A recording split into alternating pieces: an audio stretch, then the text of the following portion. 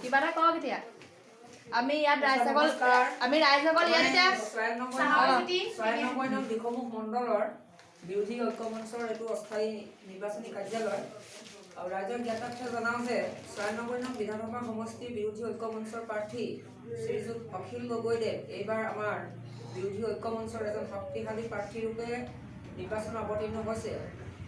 গতিকে সমূহ ৰাইজক এই আপাহতে জনাওঁ যে আপোনালোকৰ বহুমূলীয়া ভোটটি অহা 9 তাৰিখে অখিল গগৈ যিটো চিলিণ্ডাৰ এই চিলিণ্ডাৰত যাতে বহুমূলীয়া ভোটটি দি অখিল দাক এক বিশাল ভোটৰ ব্যৱধানত যাতে জয়যুক্ত কৰি আমি যাতে বিধানসভালৈ নিৰ্বাচিত কৰিব পাৰোঁ। আৰু লগতে মই এইটোও কৈছোঁ যে এই বুথক দুৰ্নীতিৰ বিৰুদ্ধে, এই বুথক জুবিনদাৰ ন্যায়ৰ বাবে আৰু এই বুথক সাম্প্ৰদায়িকতাৰ বিৰুদ্ধে। অখিল গগৈ জিন্দাবাদ, জয় জুবিনদা, জয় জুবিনদা। এয়া আমি চাহৰ জুতিও লৈ আছো দেই।